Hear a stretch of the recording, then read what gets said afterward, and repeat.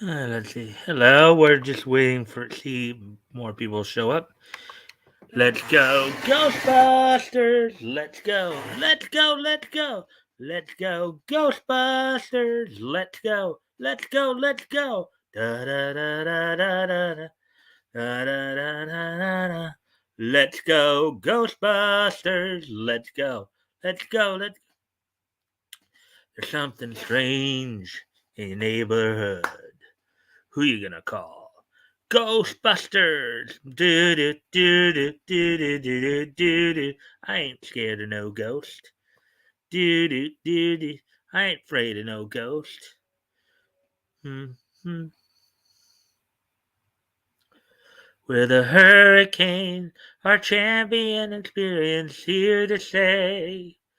We're the hurricanes, accidents do again.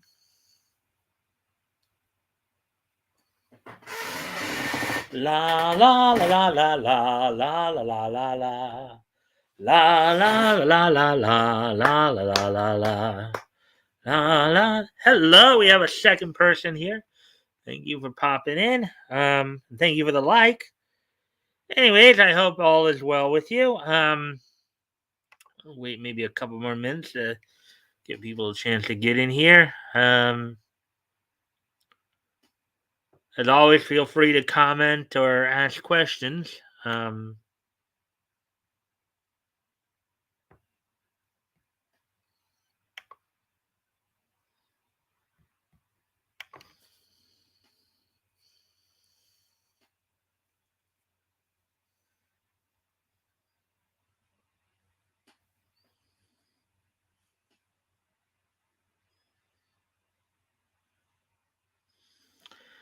All right. Well, we got two people here, so I guess I can kind of get going a little bit here. So here's what's on tap for tonight. We do have nine. We have 9 articles, um,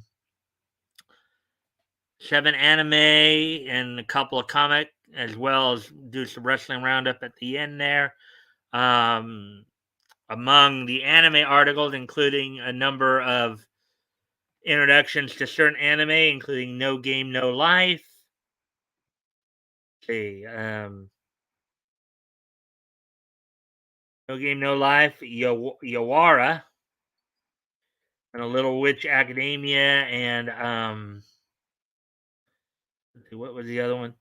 Little Witch Academia, and what was the other one that said how to get started? Oh, Aharen-San is indecipherable. Aside from those, of course, there's some release information coming out. There are a number of animes that will be getting simultaneous Japanese and English release on the Inker platform from Kodansha USA. Let's see. Also, Gundam sets an impressive franchise sales record. And let's see, one other thing. And Mob Psycho's got a new season 3 trailer coming out. Those are the anime stories, and then of course on the comic side of it, we got a couple of stories. Looking at the Critical Blast article from R.J. Carter on Mike Barron, donating his proceeds to police and their families, as well as looking at the top amalgam characters of Marvel on Pounding into Comics. So, with all that being said, I think I will go ahead and get started here pretty quick here. So, um, so we can get right into it. And of course, we got some WE and AEW news. Of course, AEW Dynamite last night. We'll go over some of the highlights of that as well, a little bit for you. With all that, let me go ahead and get started here. And as always, if anything catches your interest or whatever, feel free to comment or, if you got a question, I'll try to answer it as best I can. Um, with that, why don't we go ahead and get started here with the first article here. No Game, No Life. How to get started with the anime, manga, and light novels. No Game, No Life is a high-rolling isekai full of fun and games, and its luck has seen it become a light novel series, two manga, an anime, and a film. I've watched the anime. The anime does seem pretty fun. Um, by Timothy Donahue. Donahue. Published 14 hours ago. There you go, right there. So let's take a look at this. Isekai isn't always fun in games, but it certainly is when it comes to no game, no life. This series saw immense success in its original light novel format, playing the odds and winning big in sales. Now, if you remember, we did an article yesterday where they were talking about how light novels, it's a little bit harder for light novels to get turned into anime than manga. If you guys remember that from yesterday, you were here yesterday. And so at the same time, its anime adaptation earned it some controversy, particularly in the West. I wonder what that was about. Let's see. Featuring a pair of lossless gaming siblings, No Game No Life plays around with the quote unquote overpowered protagonist syndrome of isekai, hedging its bets on pitting the protagonist, again a literal god of games, still relatively popular despite some of the anime's issues. There are three ways to enjoy No Game No Life for those who've yet to place their bets. The plot of No Game No Life. No Game No Life follows Sora and Shiro, two shut in siblings who have made a name for themselves in the world of online gaming under the persona of Blank. This undefeatable gaming group soon achieves the unbelievable when they defeat the god Tet at chess. As a reward, they're able to go to a new reality based entirely around gaming. Uh, Everything from petty squabbles to national political disputes are handled through games of conquest. Yeah, could you imagine like if we did that with our presidents? Well, it's kind of funny because they did that in Yu Yu Hakusho too. Like that last arc of the series, at least of the anime series, had them doing a Demon World tournament to determine who the next king of the Demon World was. It ended up being Enki in that, but can you imagine doing something like that in our world? Can you imagine pitting like Donald Trump, putting boxing gloves on Donald Trump and Joe Biden and just letting them go at it in the ring? That would be fun to see because I could just see Trump knocking out Biden, knocking his block off. Anyways. Hey, Woody. Thanks to the like. Anyways, as we continue on here, aligning themselves with a human nation, Sora and Shiro seek to conquer all of their new home's gaming species, which total up to 16. 16 or 2 to the fourth power, which makes it easy for bracketing when it comes to tournaments. Um, from there, a face off with Tet is inevitable. With their work cut out for them, the two buckle up to get their heads in the game and become gaming gods like never before. Where to read the No Game No Life light novels and manga? There's some pictures of it there, some artwork. Girls. Yu Kamiya created the No Life light novel series back in 2012. And over the past decade, the series has received 11 volumes so far. The idea was originally for the book to be a fantasy manga series, given that Kamiya didn't want to draw a battle manga. This morphed the tentative battles into games and the manga idea into a light novel. So, A manga adaptation began in 2013, but so far there are only 2 volumes released.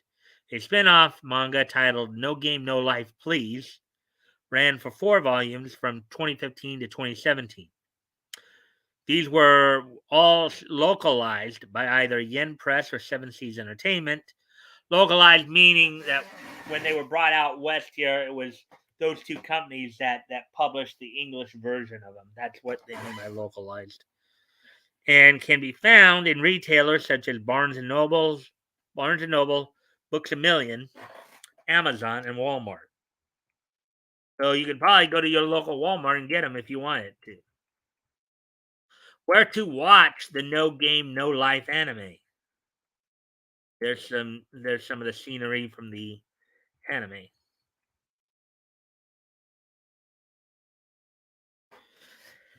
Animated by the studio Madhouse, known most recently for works such as the One Punch Man anime.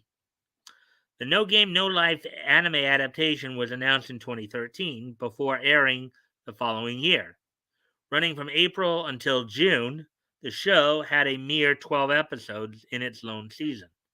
So far, its only follow up is the movie No Game No Life Zero. Based on the 6th volume of the manga, this is actually a prequel set long before the events of the main series. The lack of a second season so far can be explained by the series having far fewer light novel volumes back when the show aired. Thus, there isn't currently much material left to adapt. But even now, the length of the series has barely doubled, likely due to the creator's health issues. So yeah, so that's why they haven't had a second season, because maybe the so anyways, No Game No Life can be streamed on both Hulu and High Dive, with the latter having Zero available as well.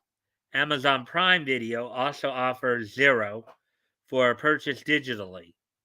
For anime fans who prefer to own the series physically, they can purchase DVD Blu-ray collections from Amazon, Walmart, Best Buy, or Right Stuff International. All right, so there we go. We go with that one.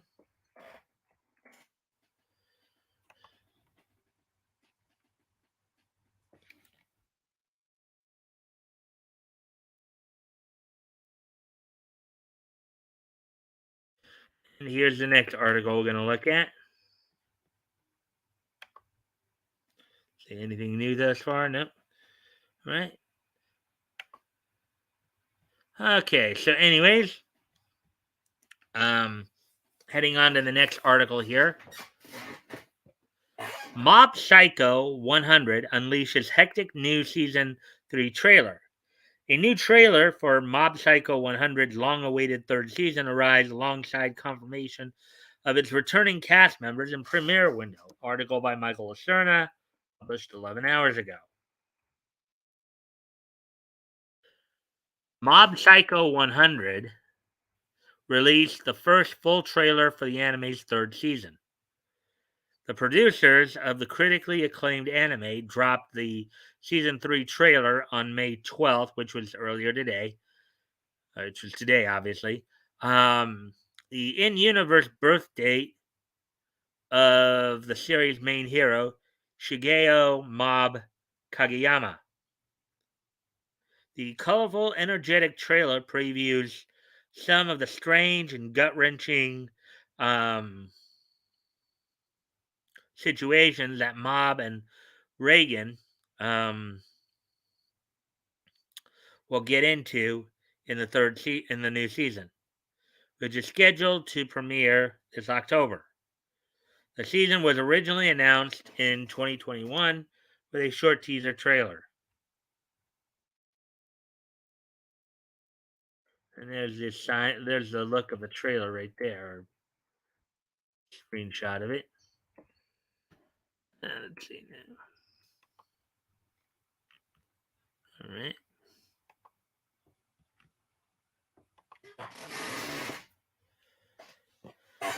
Sexo Ito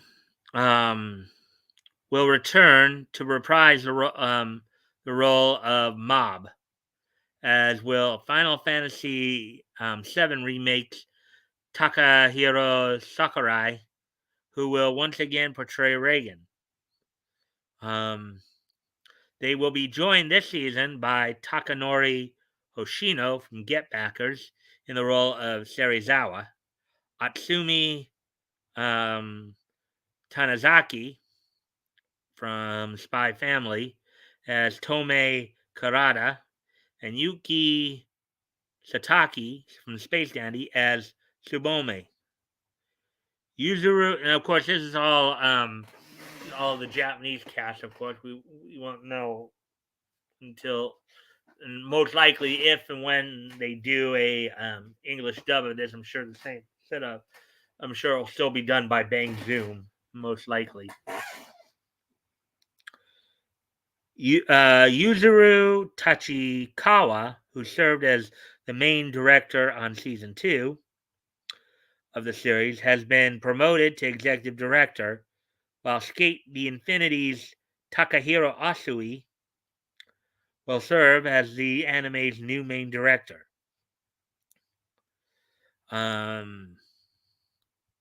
The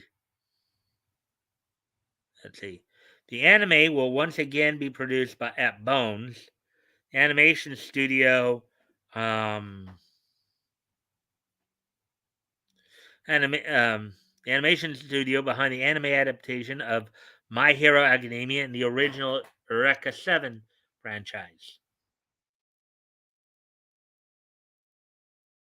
That's the original Eureka 7, not the Eureka 7 AO Astral Origin.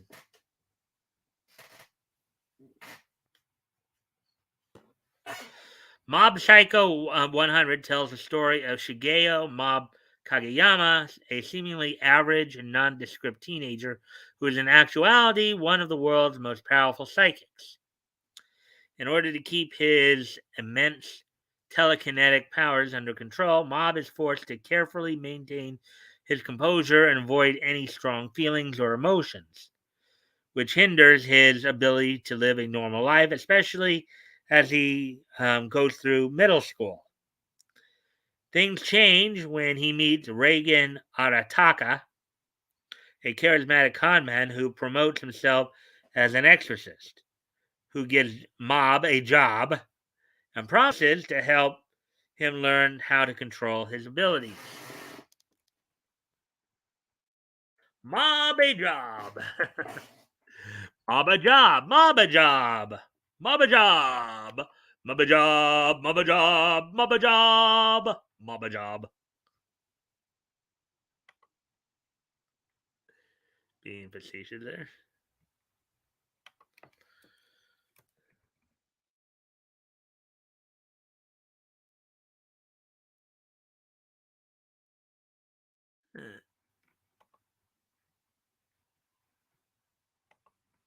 Anyways, as we continue on with the article here. The anime is based on a manga that was created by manga author One, who also created the similarly lauded One Punch Man. The series premiered in 2012 in Shogakukan's Yora Sunday magazine, where it was serialized until it concluded in late 2017. One followed up the manga with a spin-off, Reagan, which was serialized from 2018 to 2019. Both the original Mob Psycho 100 and spin-off are localized and distributed in English by Dark Horse Comics, which over the years Dark Horse has been known to do comic adaptations of animes.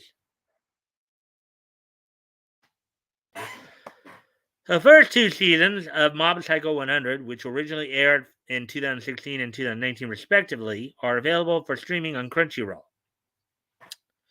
A live-action adaptation was also produced in Japan in 2018, which is now available for streaming internationally through Netflix.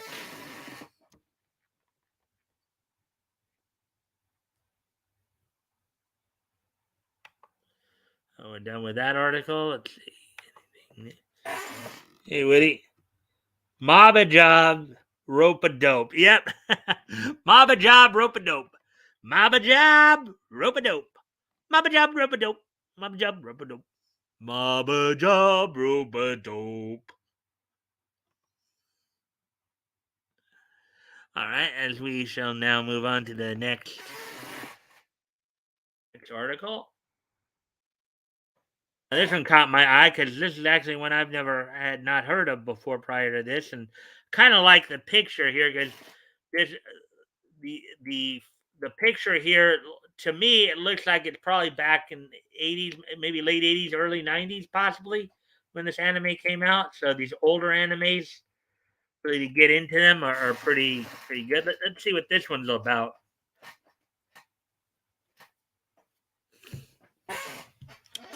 Yowara, how to get started with the anime and manga. Spanning multiple sports genres, Naoki Urasawa's coming-of-age judo classic, Yowara, is less readily available than many titles, but worth the effort. Article by Olufolahan Olowoyiyi, published 11 hours ago. Try saying that one 3 times fast.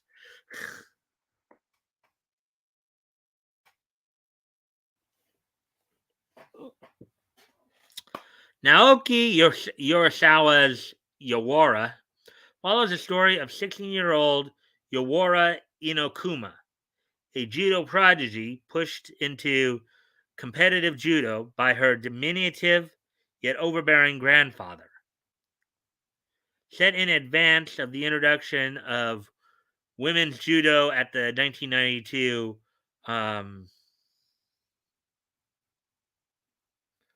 Summer Olympics in Barcelona, the series' main conflict centers around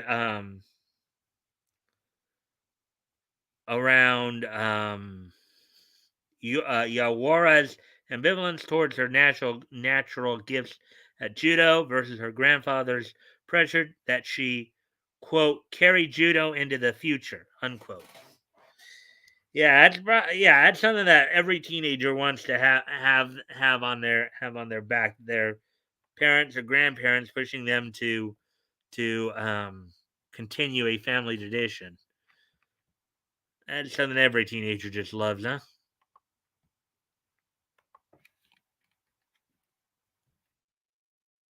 Combining elements of shoujo, martial arts, sports, and slice of life genres. Um, the problems arising from the series' limited English language distribution belie the influence and durability of its premise, the challenge of normal life. Yeah, based on what they're telling us thus far, it sounds like a very interesting series to me. Let's see. The plot of Yawara. Yeah, this is probably from the very earliest the 90s. I can just tell by the art by the picture work there, the artwork there. At least in maybe at the most late 80s, at the furthest back in time. Let's see. Anything being said thus far? Hey, Lorenzo. I'm streaming now, but I wanted to stop by to say hi and a thumbs up. Oh, thank you, Lorenzo. Do appreciate that. Hopefully we can get some more people in here. Maybe when you're done with your stream, you can come over and hang out a little longer. If we're still going when you're done. Anyways, from this simple premise, however, a large cast of supporting characters as well as unique catalog of episodes and arcs complicate these cliches. The motivations behind Yowara and her grandfather's mutual misunderstanding find context in both their family's troubled history and the convoluted politics of competitive judo. Curiously, and unlike comparable shonen, Yowora's chief obstacle becomes not her lack of skill or prowess in judo, but her overabundance thereof. Oh, so are they saying that this one suffered from the whole overpowered protagonist um, bit that they were talking about earlier with the um, isekai article we read earlier? No Game, No Life. Let's see. As her grandfather, Jigor, muses to himself, Yowora's quest is to find balance and motivation as much as strength.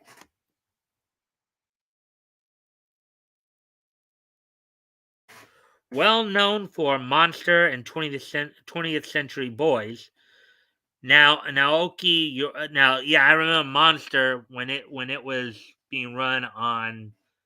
I think it was Showtime a few years ago or Sci-Fi, one of the two. That one's quite surreal.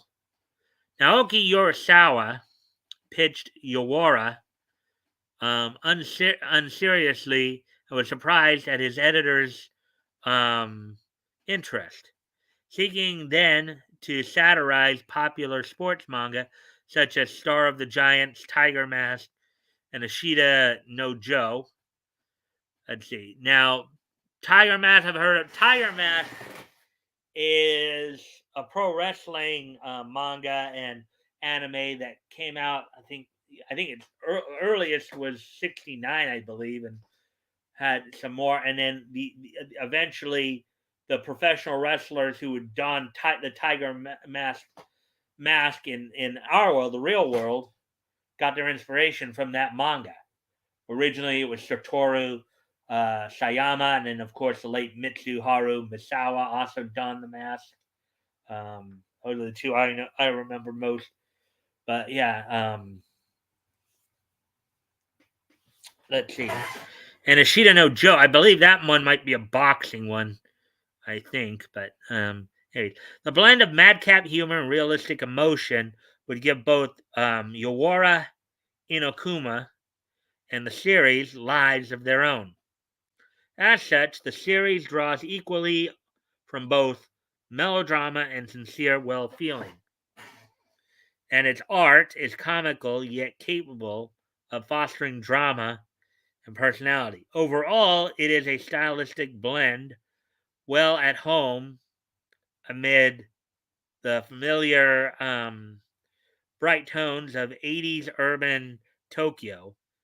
Yeah, I get that from the artwork. Yowara stands out even among martial arts manga for its surprisingly nuanced depiction of judo, um, both in its technical and sporting aspects. Um,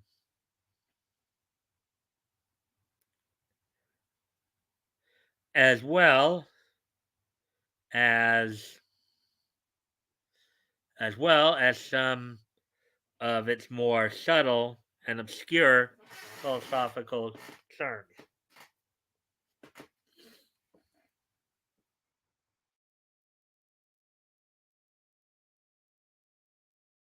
Where to read the Yawara manga?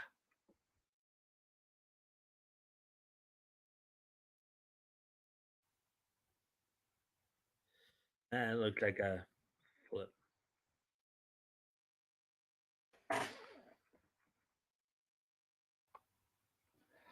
We got some more. Let's see. Hey, Woody, saying hi to saying hi to Lorenzo there.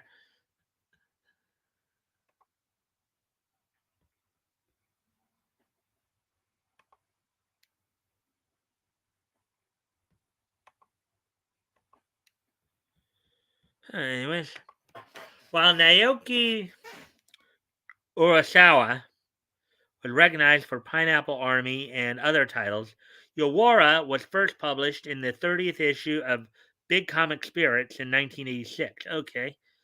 So yeah, so probably by the time they did get an anime adaptation, what probably did hit the 90s. Because if they, let's see, and organized into 20 tankobon volumes by April of the following year. The manga run continued for 7 years, including in 1993, which would, of course, again lead into a 90s anime adaptation, most likely, if the manga itself started back in the 80s there. Coinciding with the publication of the last volume, in addition to these 19-volume Bunkoban edition was released in 1998, along with a 20-volume special edition Kazenban in 2013. Mind you, I've heard some of these terms before. I just am not exactly sure what they are. I don't know, like what a Tonkoban or Kenza. I'm not as much of a manga reader, but I more watch the anime. But in all, Yawara sold over 30 million copies, making it one of the most successful manga ever. In fact, Naoki Urasawa released a spin-off entitled Jigoro about Yawara's eccentric grandfather. Though re-released through Shogakukan in 2015, Yawara still lacks an official English language version. However, though a recent effort to digitize Urasawa's manga works may include Yawara, its original Japanese language are available at Bookwalker and Amazon, as well as select local retailers. So basically, if you want to read the manga, they only have the Japanese version of the manga. They don't have an English translation for it, unfortunately. Where to watch the Yawara anime and films?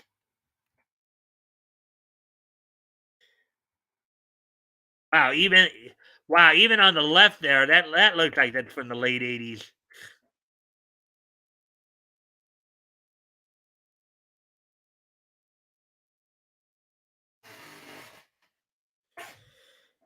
The animated adaptation, quote, Yawara, a fashionable judo girl, unquote, debuted on Yomori TV on October 16th, 1989.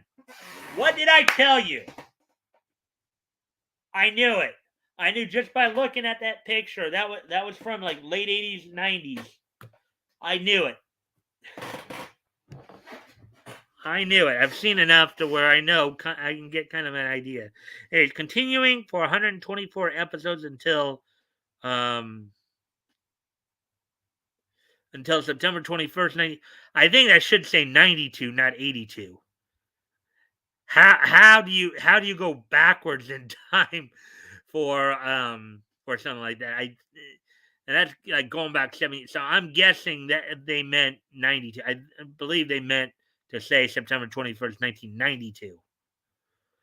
Known for popular titles such as Rumiko Takahashi's Rama One Half and Meizani Koku, as well as lesser known gems such as Legend of Galactic Heroes, Kitty Studios' own dramatic decline throughout the 90s would have a noticeable impact on the series' proliferation.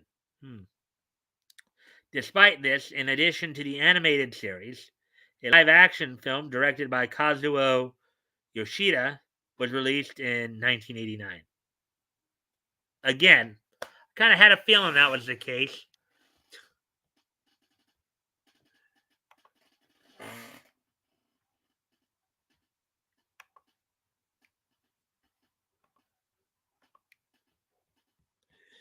Let's see now, as we continue on here, let's see. Followed by an animated film, Yawara Shureyuki Koshinuke Kizu in 1992, and an animated TV special, Yawara Special Zuto Kimi no Kotoga in 1996. Animego secured the release of the animated series in 2008. Though of the full run, only the first box set of 40 episodes would be eventually released due to licensing issues.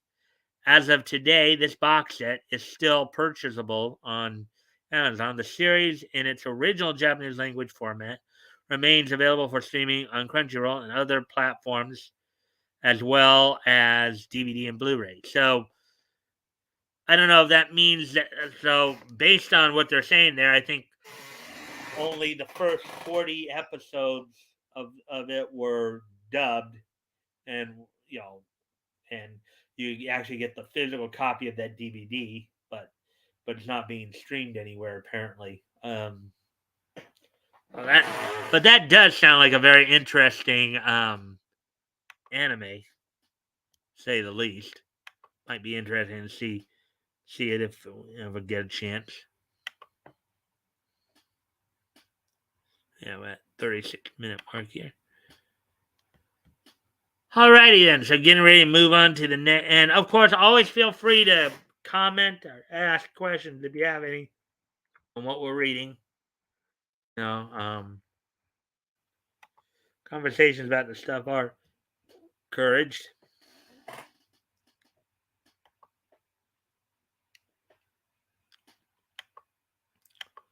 So with that, why don't we go ahead and take a look at this now? Gundam set an unimpressive new franchise sales record in 2021.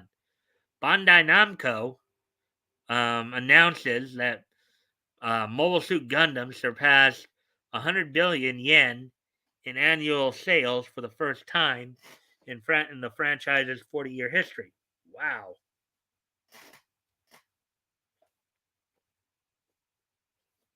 Yes, Gundam started out back in 1970, at least the anime did. Article by Michael Lacerna published 10 hours ago. So there's the RX 78 2, I believe.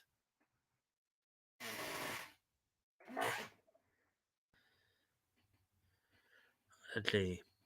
Mobile Suit Gundam appears to be more popular than ever as Bandai Namco announces record sales for the franchise.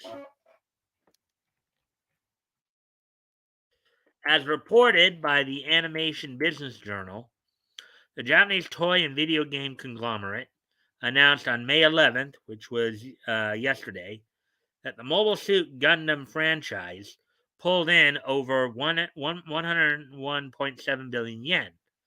That's about $790 million, or just shy of $800 million there, of sales during the 2021 fiscal year.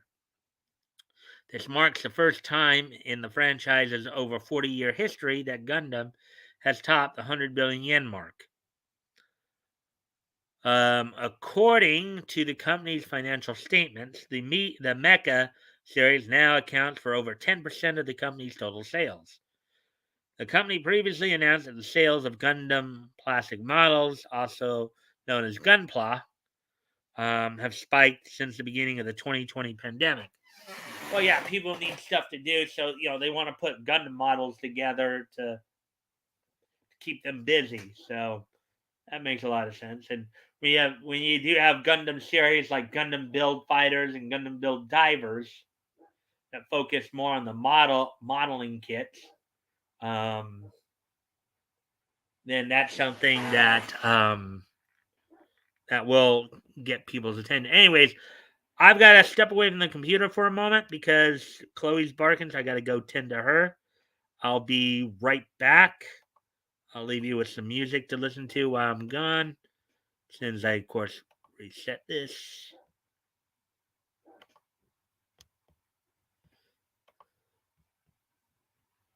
And I'll be right back in a moment. Let me just set up the music.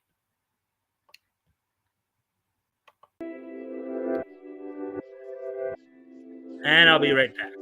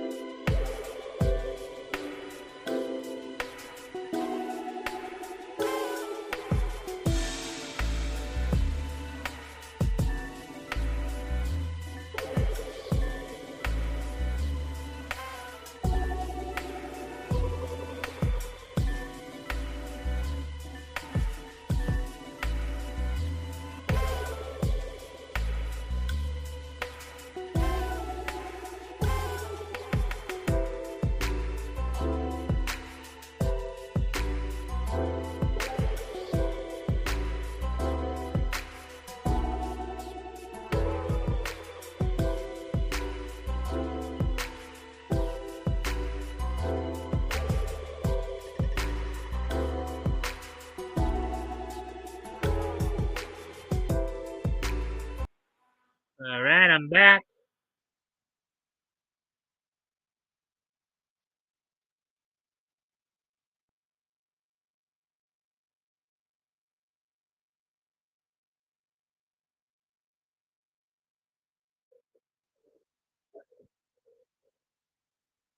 Got to wait for a few minutes to do some things, but back now, I do thank everybody for the likes and shares. Um, Anyways, getting back to the article here. Let's see.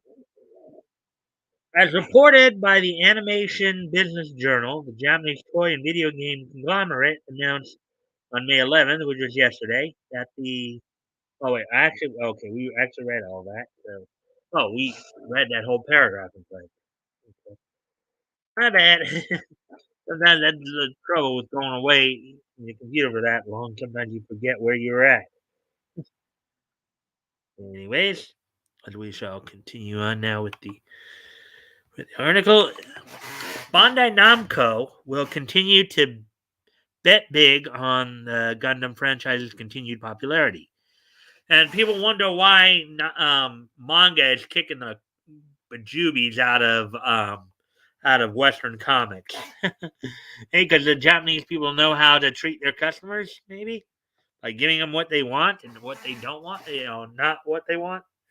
Or giving them what they want and not and yeah, giving them what they want.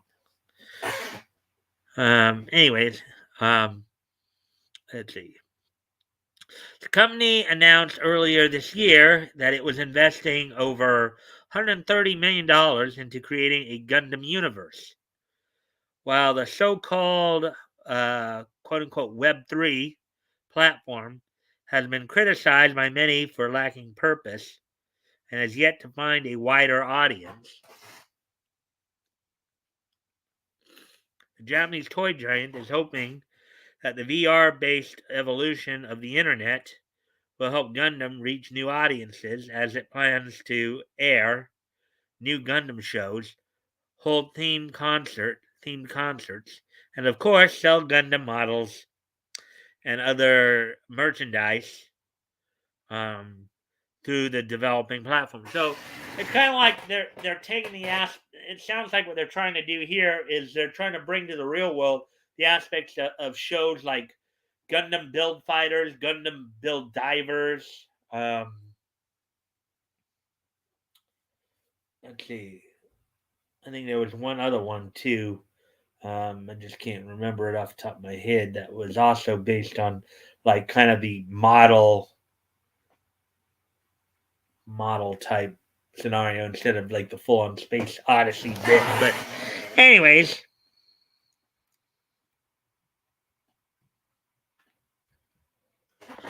2022 has the potential to be an even bigger year for Gundam as the series prepares several major new releases. Kukuru's Done's Island, a feature length remake of one of the original anime series' most famous episodes, is set to premiere in Japan this summer. The franchise's newest TV series, Mobile Suit Gundam The Witch from Mercury, will also be released sometime this year. The new anime is set in an original continuity and will feature a solo female lead, the first in the franchise's 4 decade long history. The company's video game division will also launch Gundam Evolution, a free to play team based shooter that Bandai Namco hopes will replicate the success of games like Apex Legends and Overwatch.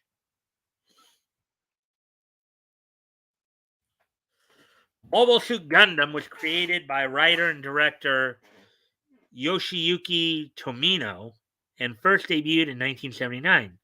The sci fi mecha series is widely considered to be one of the most influential anime of all time. Several Gundam series can be streamed on the franchise's official YouTube channel, while a selection of the series' more notable entries, including the 2021 film Mobile Suit Gundam Hathaway, are available for streaming on Netflix. Oh, there we go with that one.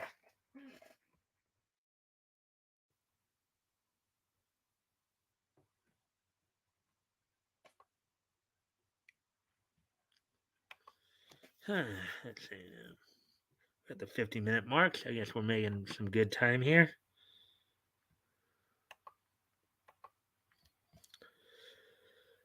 Let's see.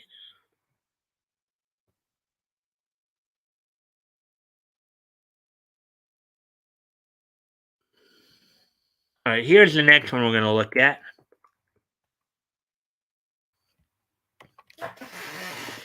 Eden Zero, To Your Eternity, and more get same-day Japanese and English releases.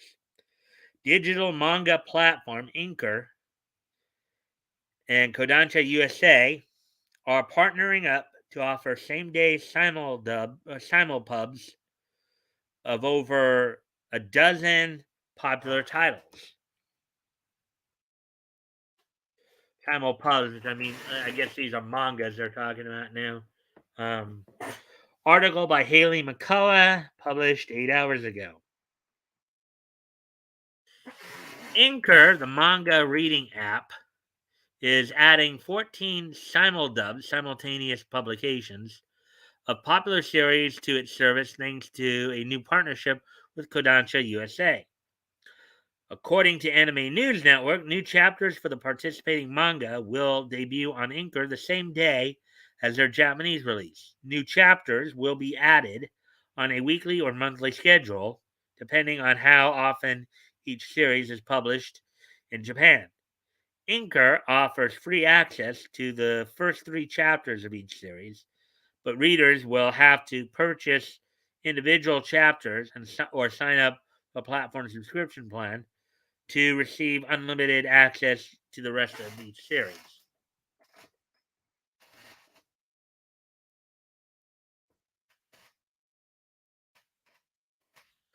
The 14 titles in the deal are some of Kodansha's most popular series, including Hiromashima's Eden Zero, which tells the story of protagonist Shiki Granbell and his friends as they journey across the universe to find the fabled goddess of the cosmos, and Yoshitoki Oima's To Your Eternity, which follows an immortal being who tries to learn what it means to be human, are 2 of the featured titles.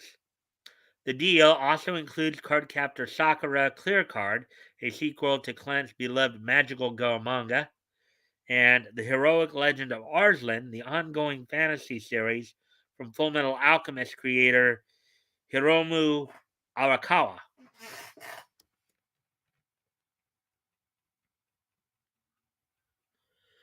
A full list of new simulpub titles is as follows. Wave Listen to Me by Hiraki Samura. Cardcaptor Sakura Clear Card by Clamp. Drifting Dragons by Taku Kuwabara. I don't think he's related to Kazuma Kuwabara, by the way, from Yu Yu Hakusho. The Seven Deadly Sins, Four Nights of the Apocalypse by Nakaba Suzuki. A Sign of Affection by Sue Morishita. The World of Summoning by Yuki Kodama. Grand Blue Dreaming by Kenji Inoue and Kimitake Yoshioka. Space Brothers by Chuya Koyama. The Heroic Legend of Arslan by Hiromu Arakawa.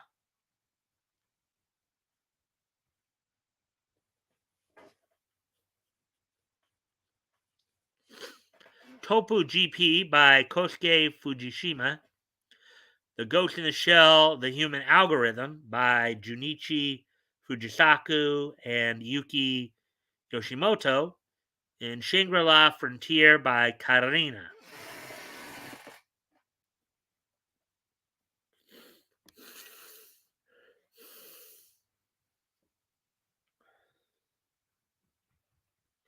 Give me a moment. I'm going to go off camera for a quick moment here. I'll be right back to leave you with some music to keep you entertained for a moment.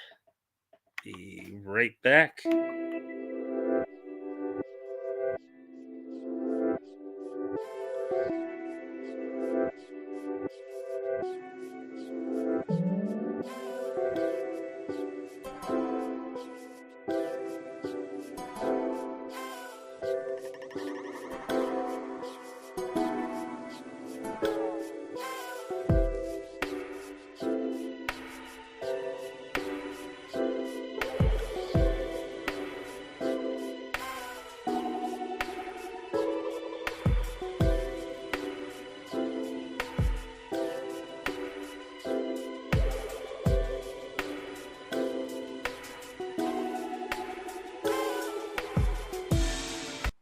right, I'm back. Let's see. I saw a comment.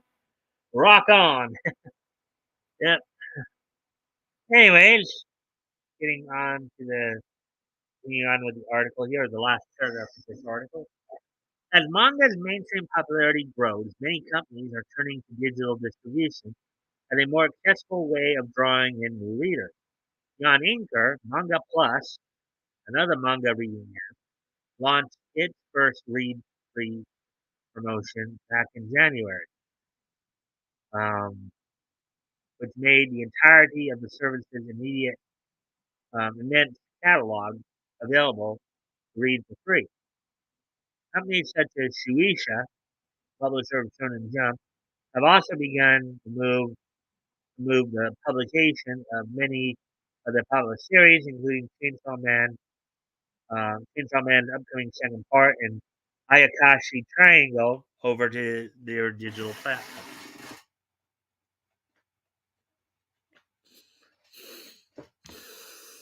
Anyways, so there we go with that one.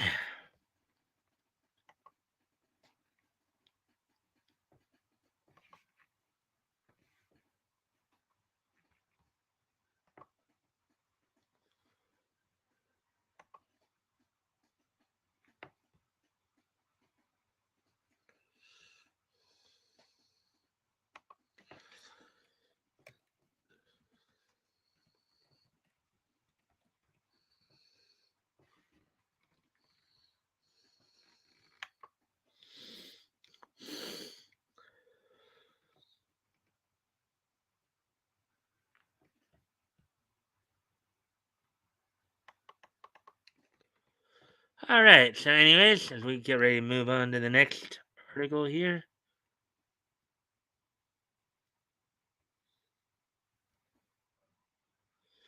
All right. So here's another anime we're gonna get introduced to a little bit here.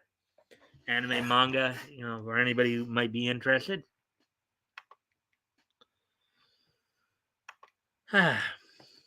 Aharen-San is indecipherable. How to get started with the anime and manga. Aharen-San is indecipherable is a lovable new rom-com series for fans of Komi Can't Communicate and Horimiya. Article by Louis Kemner, published 6 hours ago.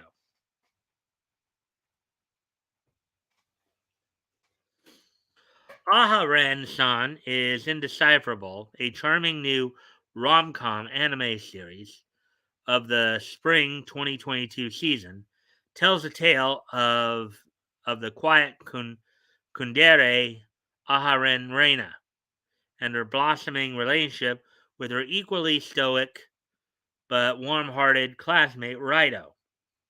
The two strike up an unlikely but wholesome friendship, which could lead to a gentle romance someday, just like in Horimiya. In the meantime, even if, quote unquote, I love you is far in the future, fans of rom com anime, now rom com means, of course, romantic comedy, for those who may not pick that up, and slice of life stories, are sure to enjoy Aharen San is Indecipherable and what it has to offer. The series is fairly short and conventional by most standards, but many fans will agree it's already one of 2022's best romantic comedies, alongside My Dress Up Darling and Kaguya-sama Love Is War's third season. The plot of Aharen-san is indecipherable.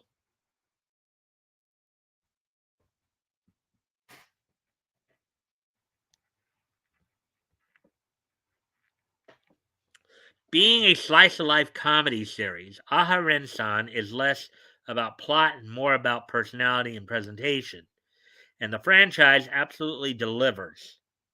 The story begins with when the ordinary but kind boy Raito decides to befriend his tiny, charming classmate Aharen Reina. He soon learns that even though Her voice is whisper quiet. The girl has a vibrant inner life and a warm heart if people will listen to her. Rido extends a hand of friendship, and once Aharen accepts, the two begin their daily adventures together, from sharing lunch on the roof to experimenting with freestyle rap and going to the arcade more than a few times. Aharen is quite fond of games and often expresses herself through them. Hmm. Sounds a little no life, no game-ish. No game-ish, no game, no life-ish. Let's see. Along the way, Aharen is happy to see her protective Dandere friend Oshiro looking out for her and hopes that Oshiro and Raido can become friends someday. Aharen is also friends with some kids who hang out at the local park, including Akun, who looks up to her as a king. Okay, maybe more like a queen, but anyways, she is much humbler than any wannabe king, though perfectly happy to let her actions do the talking while her selfless generosity makes her easy for viewers to like. It's no wonder Rido enjoys spending time with her so much. I think if anybody found a girl like that, if any guy found a girl like that, they'd love spending time with her. You find anybody like that, you'd probably want to spend a lot of time with her, particularly if it was a girl. Of course, SJWs would probably disagree with me, but I don't really give a hoot about SJWs. So they can go stick it where the sun don't shine. Where to read the Aharen-San is indecipherable manga. Let's see.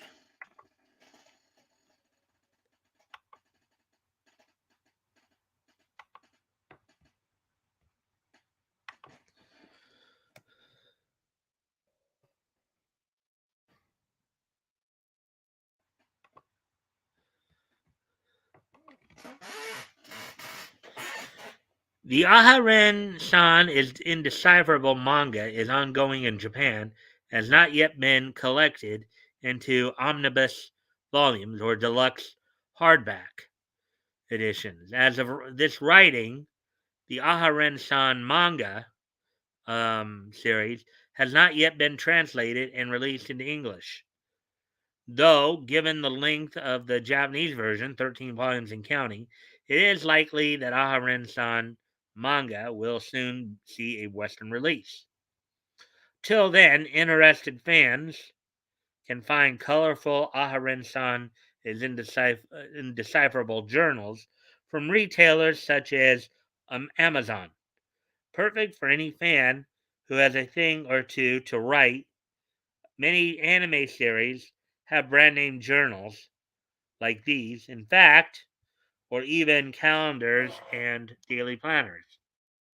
Wow, talk about your marketing moves. Where to watch the Aharen-san is indecipherable anime. Look at that.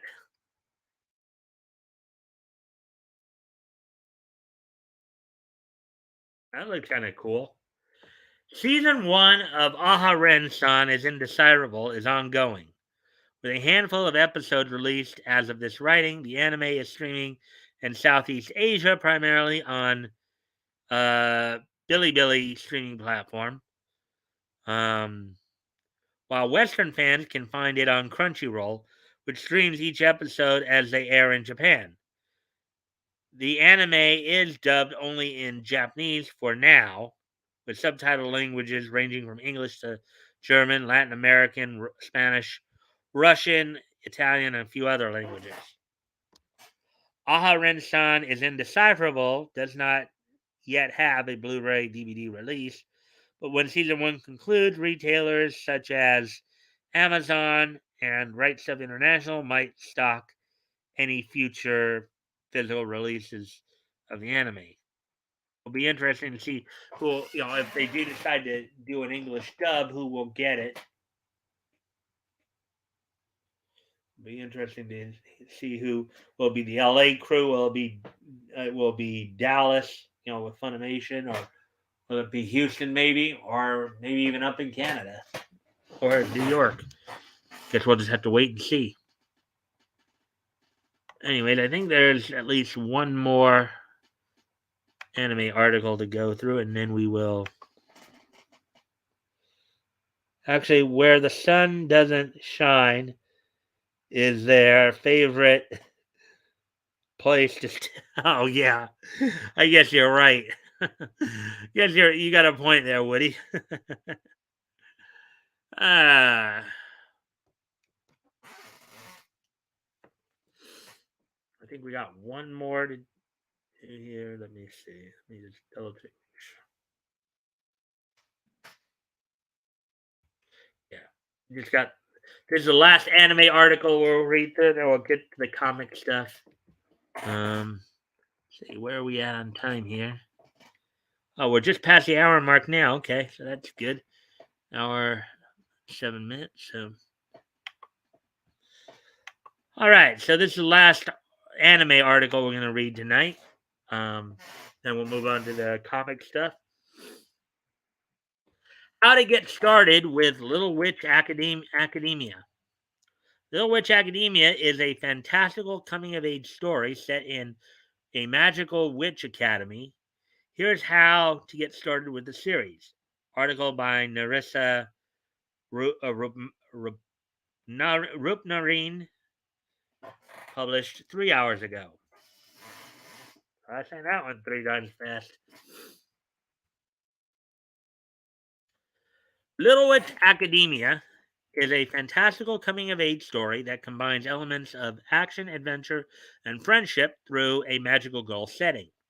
Featuring an entire cast of witches studying at a magic academy, the franchise draws similarities in its themes and premise to Soul Eater and Harry Potter. There's probably a few others I could probably think of too, a few other animes. But its innocent nature and playful tone makes the series nostalgic for watching Saturday morning cartoons as a child. Wow, that's kind of interesting. While initially premiering as a 26-minute short film, Little Witch Academia quickly garnered much attention both in Japan and overseas for its beautiful animation, entertaining characters, and colorful premise, ultimately leading it to be the franchise fans know it as today. Here's how to watch and read this charming tale filled with witches and spells. A plot of Little Witch Academia.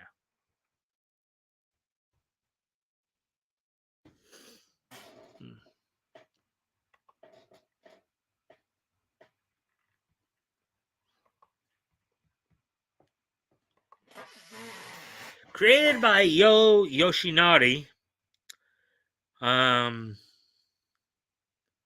Little Witch Academia follows Atsuko Ako Kagari, um, an optimistic and energetic teenager from a non magical background. As a child, Ako is mesmerized by Shiny Chariot, a renowned witch whose goal of making people smile with her magic resonates deeply with Ako herself, then strives to do the same.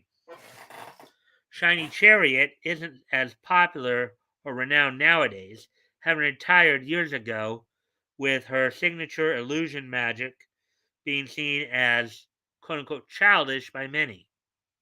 Yet she remains Ako's role model as the protagonist enrolls in Luna Nova Magical Academy, a prestigious school for aspiring witches, hoping to spread Shiny Chariot's ideals to the world. Wow, it sounds kind of cute.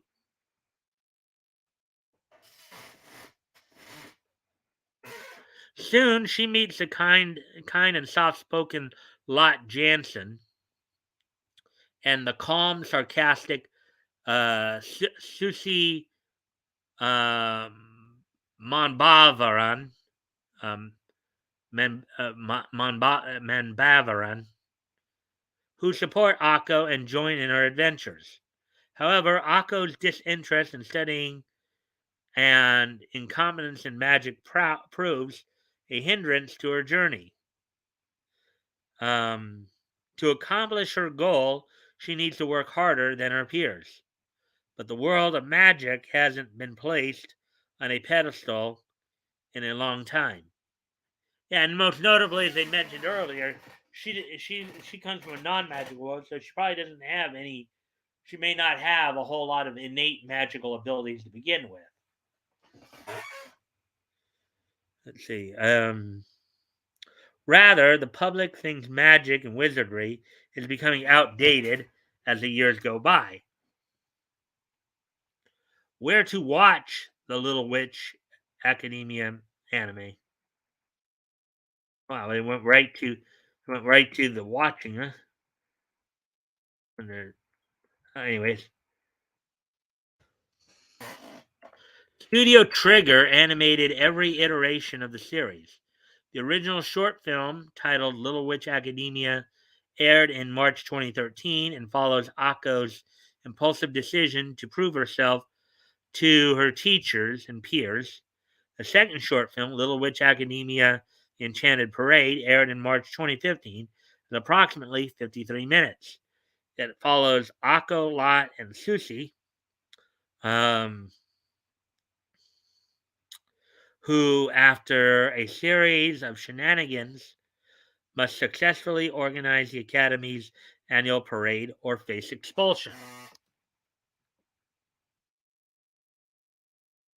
Due to the popularity of the first two films, a 25 episode episode series premiered in 2017 titled Little Witch Academia TV. This version acts as a reboot and further explores its characters in unique ways and showcases the longer running narrative. Neither film is available for streaming, but the 25 episode anime is available to enjoy on Netflix. Okay.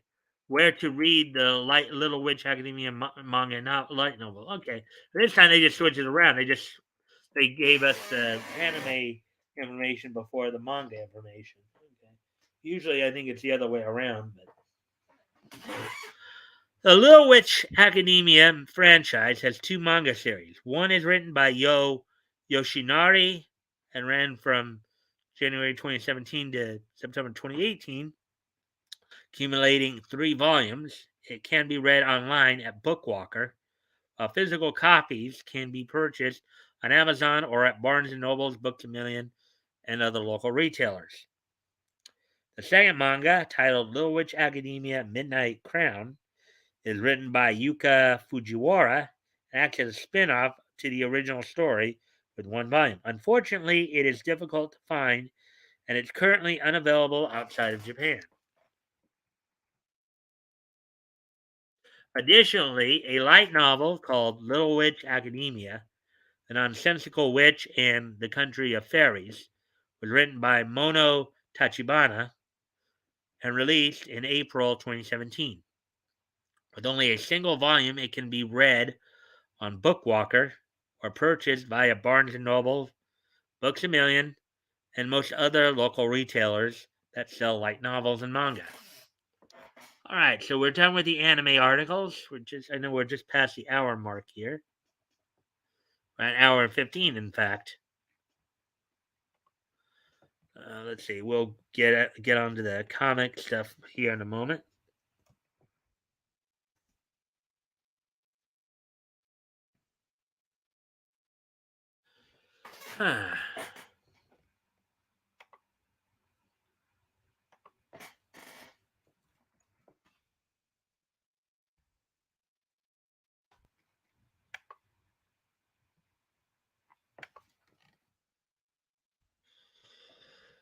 And here's the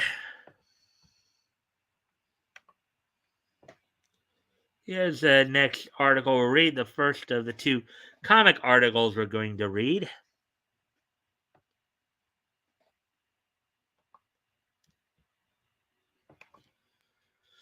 So here we go. 10 of the coolest Marvel amalgam characters. Article by Frank Martin, published yesterday. Um, in the comic book section here. Now, an amalgam character, as I understand it, is one where you combine a bunch of different characters into like one character, I believe. So that's what I believe that is. So let's go ahead and take a look at this. Marvel Comics is known for mashing their various characters together to create something completely new and different. Here are the 10 here are the 10 of here are 10 of them that fans should definitely check out. Wolverine as Iron Fist.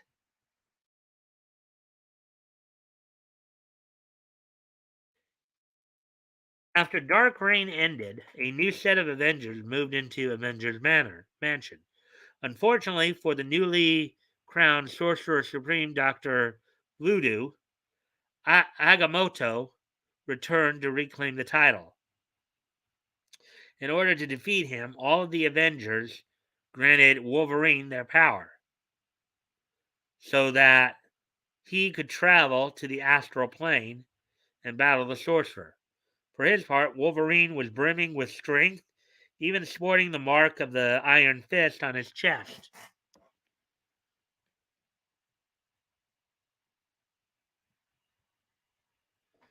In the end, though, it still wasn't enough. Dr. Voodoo had to sacrifice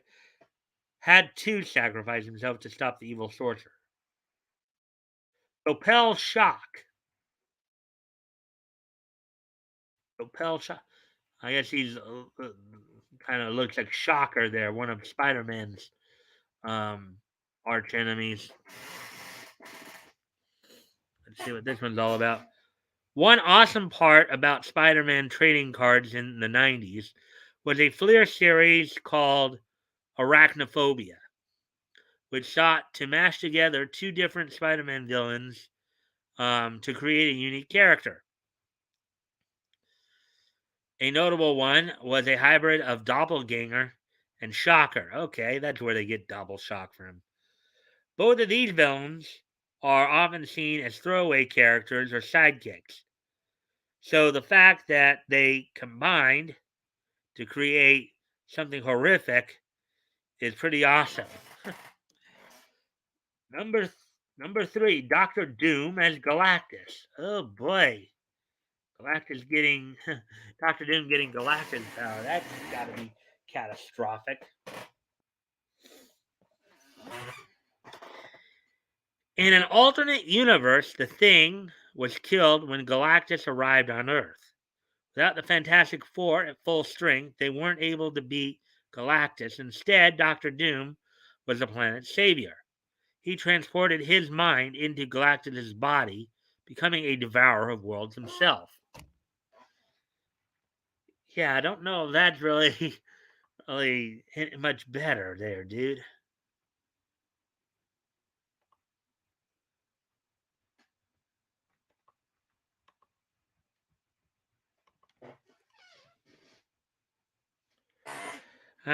However, while he might have saved Earth, his insatiable hunger and greed would see him consume the rest of the universe. Ironically, it was also this greed that led to his undoing. Number 4, Red Goblin. It looks like they might have mashed Carnage and Goblin together from the looks of it. And the Amazing Spider-Man $7.99. At the end of Dan Slott's legendary run on Spider-Man, two of Spidey's most dangerous foes combined to create a truly menacing threat.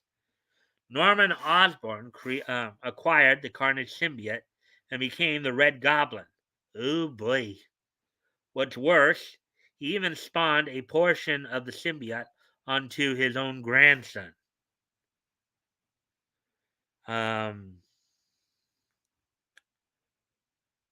Let's see. Recently, Norman Osborn has become reformed as head of Ravencroft, but this time as the Red Goblin shows that he will always be dangerous. Mizari. All right. Oh, there's Mysterio. Let me guess. Mysterio combined with the lizard, I'm thinking. Zari.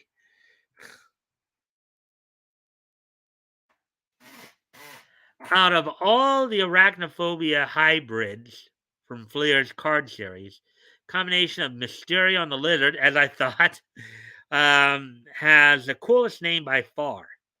It might be strange seeing how their contrasting powers would work together. The lizard is known for being savage, while Mysterio is known for being cerebral. Kind of like two opposites working together, two sides of the brain working as one. You might think that this creature might actually have a bipolar disorder or something. Uh,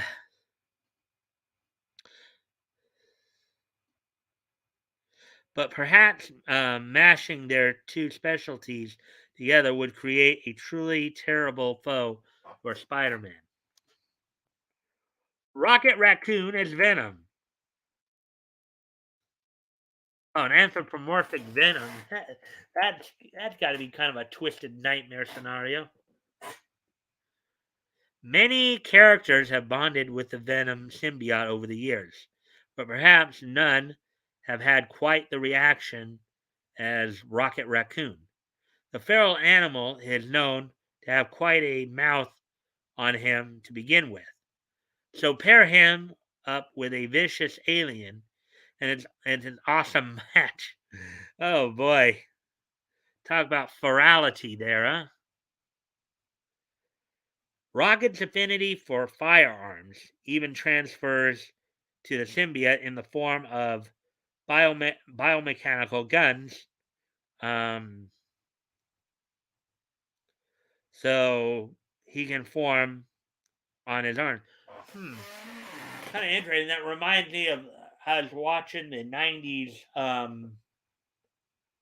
X-Men series recently, and reminds me of one of the mutants on there, kind of a clay guy who could um, I don't know, remember what the guy's name was, but he could just turn his arm or something, and like a big 3-barrel gun. Um, Rocket. Let's see. We read that part. The symbiote was so effective bonded with Rocket, it even convinced him to attack his longtime friend Groot. Cosmic Ghost Rider is the seventh one here. Wonder if this is Silver Surfer and Ghost Rider put together. Let's see. Probably one of Donny Cates' craziest ideas. Cosmic Ghost Rider is the only creation on this list that's actually a mashup of three different characters.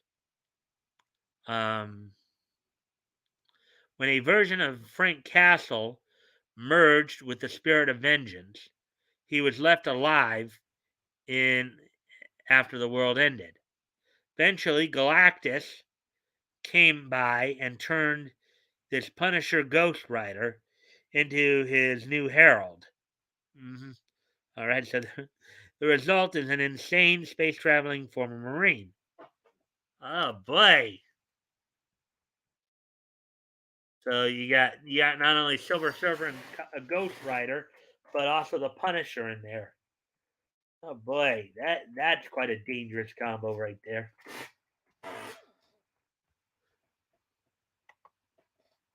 See if anybody's come back.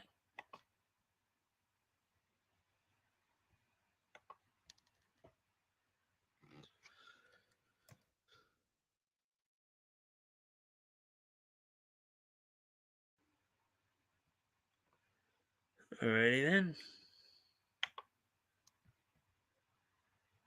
Number 8, Superior 4.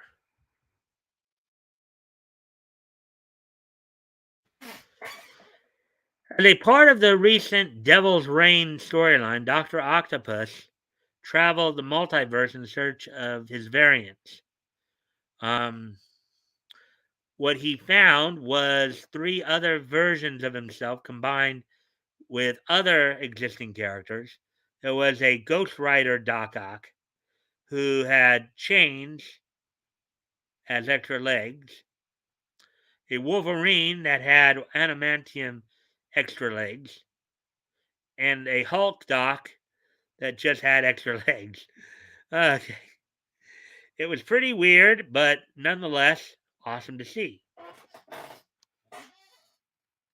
Hulk Pool. Okay. Hulk Pool. I guess that's a mashup of Hulk and Deadpool, I guess. Anyways, from the looks of it, looks like things are getting a little more dimmer here, so I'm gonna go ahead and step away from the computer for a moment to take my towels down because I think it might be okay now. I'll put some music on for you guys while I'm away. Actually, we're not.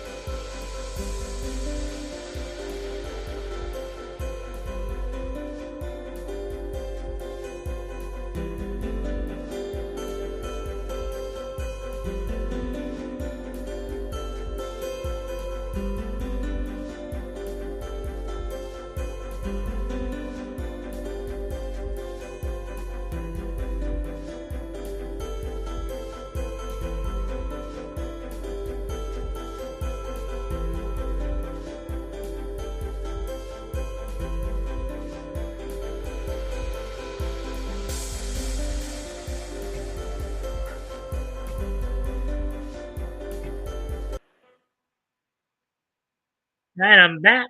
So let's continue on here. As we noted, we have it looks like a mashup of Hulk and Deadpool here.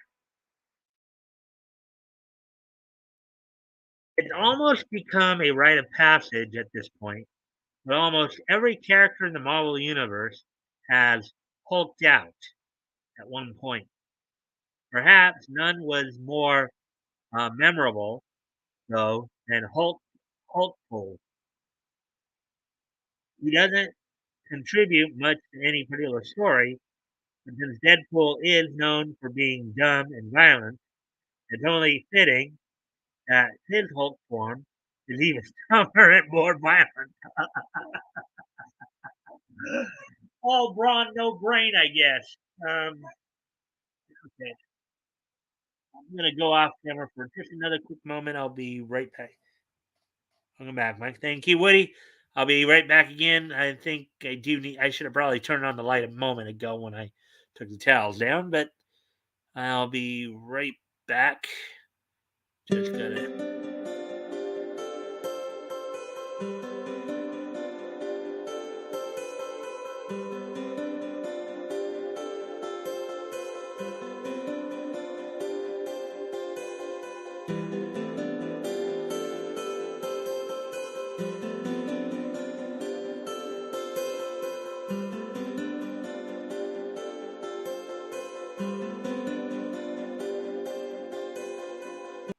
All right, that's better. All righty then. So, let's see. Okay, so Deadpool fans will definitely get a kick out of seeing Merc with a mouth smash what he can. So I guess Deadpool is Marvel's answer to uh, Deathstroke from DC. I guess they figured, well, Deathstroke is smart and very capable, so I guess they made Deadpool dumb and violent. I guess. Anyways, Green Carnage. Oh, the Carnage symbiote, going on to Kingpin there. It looks like the final arachnophobia hybrid on this list is a combination of Kingpin and Carnage, as I thought. Um, let's see. He looks awesome, but that might not be his scariest feature. Both characters are known for being terrifying for completely different reasons. But if Kingpin's quiet, menacing demeanor is tossed out in favor of a brutal murderer, then New York's criminal underworld would get a whole lot bloodier. What's your favorite Marvel amalgam? Um, are there any you would like to see them create? So I guess you'd have to answer for yourself there.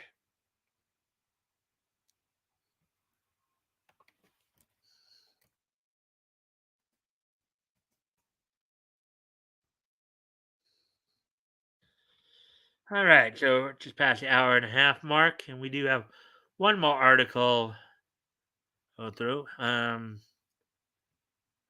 from Critical Blast. I'll set that up once I get that set up, and take just do a quick little.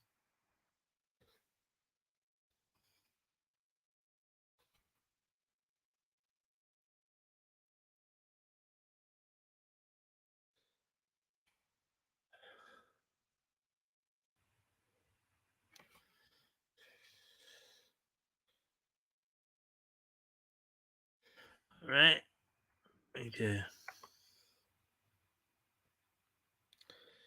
Anyways, I'm gonna go off camera one more time here for a moment, just to do something real quick, and then I'll be right back.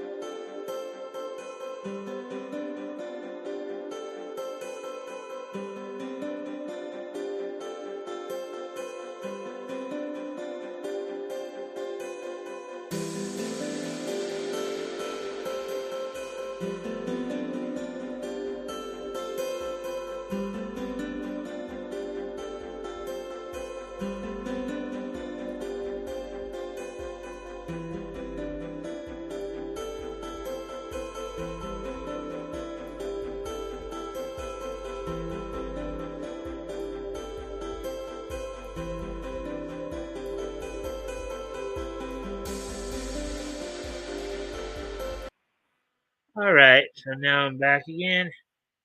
Let me send a quick little message.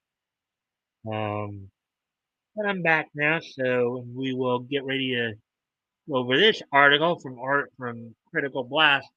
So, Marvel and DC Comics writer gives proceeds from comic to help police and family.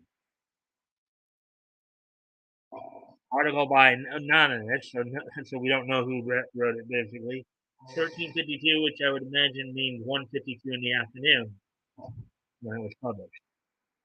Thin Blue Line. Thrilled by the outpouring of police support, Eisner winner Mike Barron donates thousands to law enforcement programs and charities before National Police Week. After quickly raising the needed funds to self-publish his latest comic, Thin Blue Line, a police-focused graphic novel coming out next month, Eisner winning writer Mike Barron and his creative team wanted to give back to law enforcement and remind his readers about this week's National Police Week. Among comic book readers, Mike Barron is best known for writing The Flash, Nexus, Star Wars, and The Punisher for Marvel Comics. But this graphic novel is one of the only comics he's written that will not be available at comic shops, chiefly because every publisher Barron submitted it to responded that making street cops the heroes did not align with their business model. Uh-huh. But he's still got it out. He's still getting it out there anyways. Barron's legions of fans did not share those concerns, and their response to his crowdfunding campaign was tremendous. Quote, I was shocked at how easily we beat our modest crowdfunding goal, editor Chris Braley says. Quote, Mike's fans, as well as the law enforcement community, came out in a big way on Indiegogo. We're at the printer now and expect to ship in mid-June. Latecomers still have a chance to own a first printing of Thin Blue Line by visiting thinbluelinecomics.com and grabbing a copy of what's destined to be a very rare comic. Quote, Thin Blue Line tells a story of two police officers assigned to guard the mayor amid riots that began over a police shooting. Quote, it's not polemic and definitely isn't a cop recruitment book, unquote, Mike Barron says. Quote, it's just a thrilling action drama, similar in many ways to elements my fans may recall from 5 years I wrote Punisher, which were grittier and more realistic than most mainstream superhero comics. And I get the impression you might get a feel for Gotham Central too here. The book's penciler, Joseph Arnold, is an active duty police officer, lending credibility to the story. Arnold always dreamed of working with Barron, but had very personal reasons for wanting to illustrate, quote unquote, the Thin Blue Line, in smaller quotes, Thin Blue Line. Quote, I was eager to show another side of policing, unquote, Arnold says. The story emphasizes family interpersonal dynamics and shows police officers from many different backgrounds. I've put my heart into every page and hope it has a positive impact on policing, unquote. A portion of the profits from from smaller quotes Thin Blue Line was donated to 3 police-related programs, which are important to the team and relevant to the story. They were Adopt a Cop, National Law Enforcement Officers Memorial Fund, and National Fallen Officer Foundation. The campaign also hopes to bring attention to National Police Week, which celebrates its 60th anniversary this year and takes place this week. The graphic novel is now at the printer, with only a few hundred copies still available before crowdfunding campaign is closed in mid-June. Please visit thinbluelinecomics.com to learn more. Oh, there we go. So that's all of the hey RJ, see you there. Let's see what you have to say here. As I send over the let's see. Mike Barron is also featured in our newest anthology, The Devil You Know, now on Amazon from Critical Blast Publish. All right, RJ, I know that I did give you a mod, a wrench. So if you wanna share any links, feel free to do so. Want to share any links? Feel free to do so. Anyways, that's all the articles I'll read tonight. We do have a little bit of wrestling news to go over. Before we head out for the night. We're at an hour 42 already. Okay. So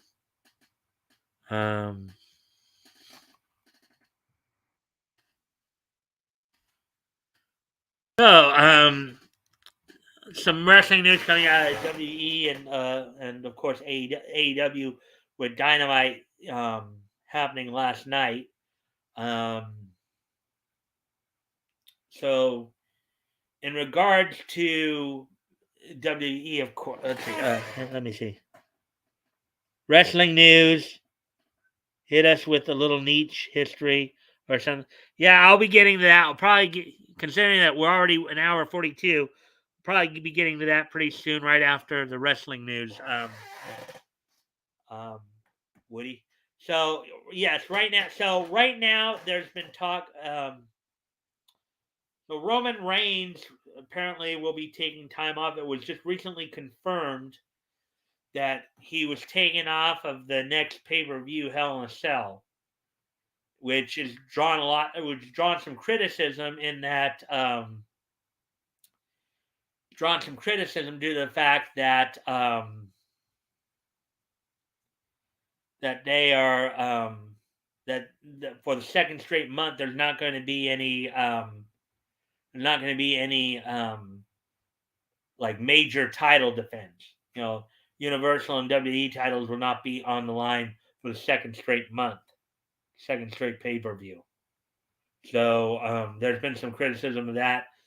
From the looks of it, it looks like Roman Reigns, and which has led a lot of fans to wonder why they even put both titles on him. He's only going to be doing a part-time schedule. A lot of fans weren't keen on the idea when Brock did it. They don't seem to be keen on the idea now. So that's one of the big pieces of news to come out of WWE. Let's see. Anything else? Now, some people are also saying in that that might give them a chance to spotlight the secondary titles, the Intercontinental and the United States titles, even though those titles haven't been really pushed as much the last few months. But again, with the way WWE is doing things these days, it is kind of stupid. Anyways, going on to some other news, AEW. So last night's Dynamite episode, you saw 3 matches in the Owen Hart tournament, 2 in the men's bracket and 1 in the women's bracket. So you saw Toni Storm advance in the women's bracket over Jamie Hayter to advance to the semis of the Owen Hart tournament. And then on the men's side, you saw Jeff Hardy and Adam Cole advance into one of the men's semifinal rounds, as they will face each other, I believe, as part of next Wednesday's Wild Card Wednesday. This Friday, one of the matches I did here, I believe former AEW Women's Champion Riho will be taking on Ruby Soho in the Owen Hart tournament as part of that. Also on last night's Dynamite, you saw Ricky Starks defend and retain the FTW championship with actually surprise help from Swerve. Swerve's attempt at intervening on behalf of Jungle Boy, who was challenging Night Toys. I didn't even know you were here.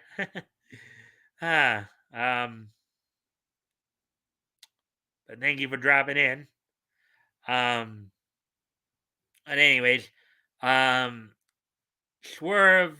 So Ricky Stark had grabbed the FTW belt, like he was going to probably use it against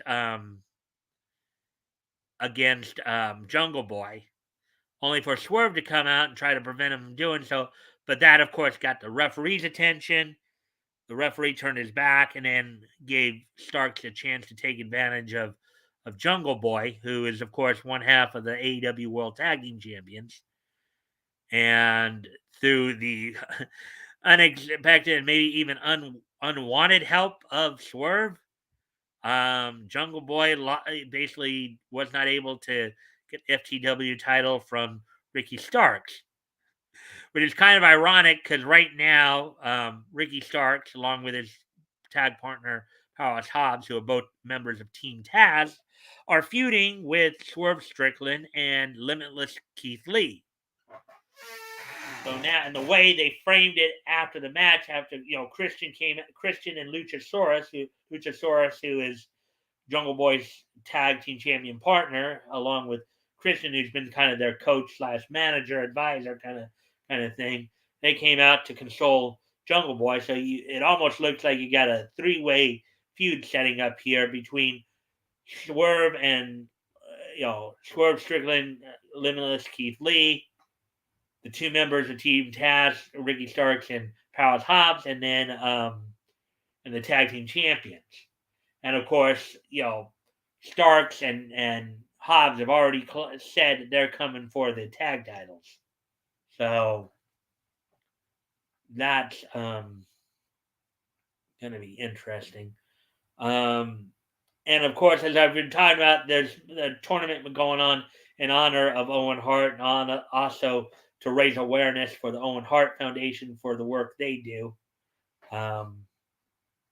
So I believe it's charity work. Martha Hart, the widow of Owen Hart, was in attendance at the show last night.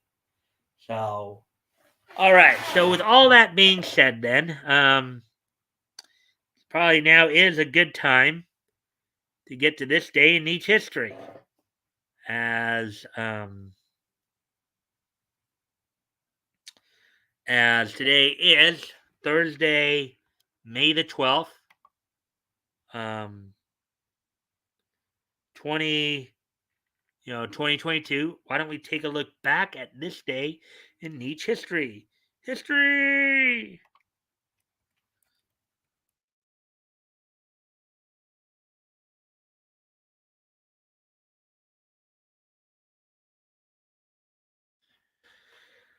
Alrighty then. So, let's go ahead and do this.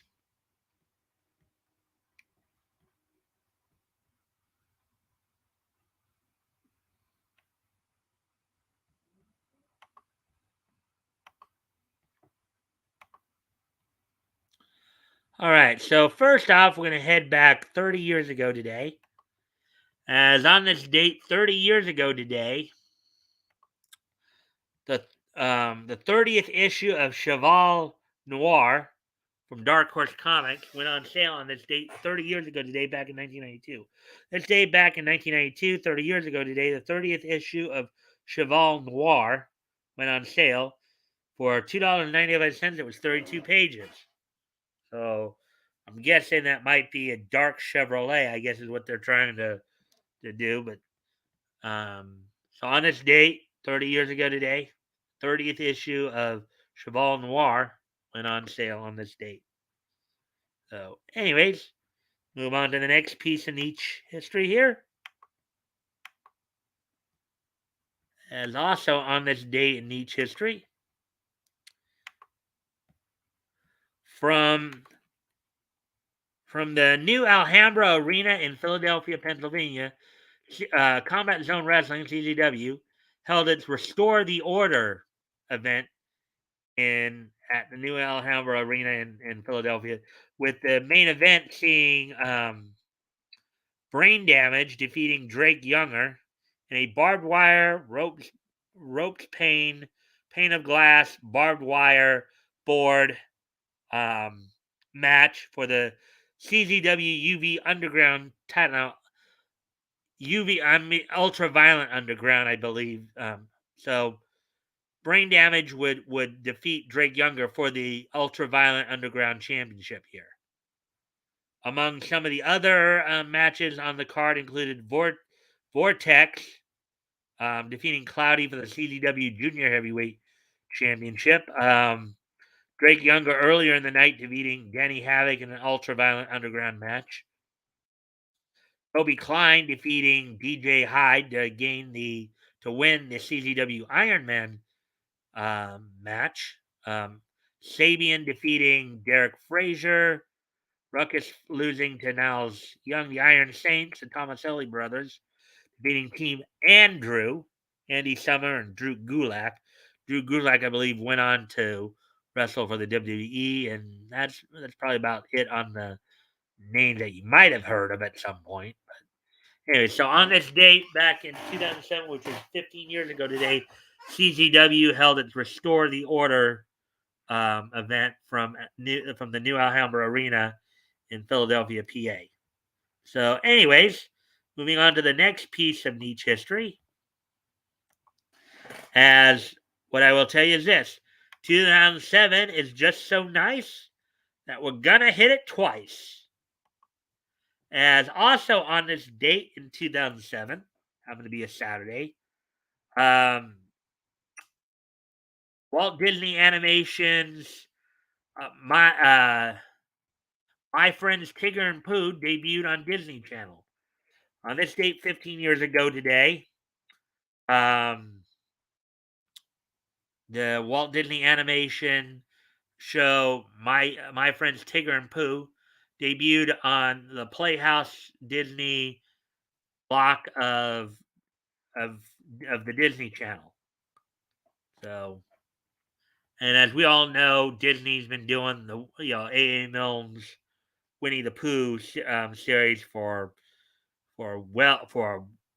like 40 years or so, I would say 35, 40 years. So, anyways, and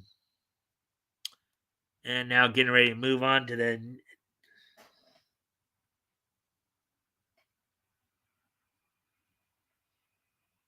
2011 times 2. Yeah. Well, 2011 times 2 would be 4,022, Woody.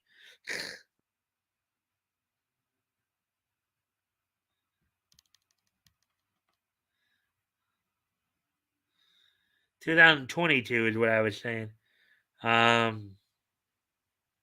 Anyways, so now moving on to the last piece of niche history. If you thought 2007 was twice as nice, well, guess what? We're gonna hit it thrice.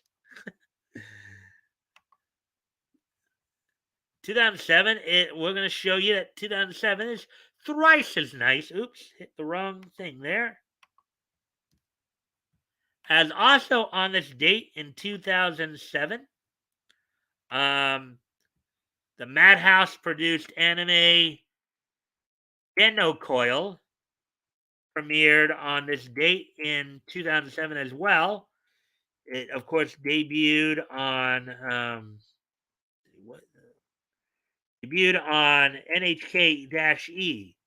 On this date 15 years ago as well, Madhouse produced anime Deno Coil. I think loosely translated as Coil, a Circle of Children. Debuted on this date in 2007. So on this date in 2007, you had Combat Zone Wrestling holding an event in the new Alhambra Arena. You had My Friends Tigger and Pooh premiering on the Playhouse Disney block of Disney Channel. And you had over in Japan, you had Deno Coil premiering on NHK-E. As I said, on this date in 2007, it was thrice as nice.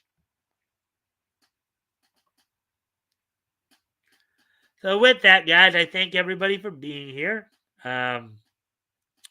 Before we head out, of course, let me just keep you guys reminded. Tomorrow, of course, is our weekly look at down comics history lane.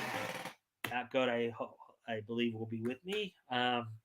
Tomorrow, we're going to be looking at comics that went on sale from Centaur Comics from January of 1939. Now, I got to get that in my head that we're now in the 1939. Also, I'll be looking to see if there's anything of note to talk about in terms of Centaur's history. So look forward as we continue our trek down comics history lane tomorrow. Sure, Batgo will hopefully be back with all the popular games like Hangman and Wolf Trophy and all that. So hopefully, guys, I hope you guys had fun listening to me go through the articles tonight.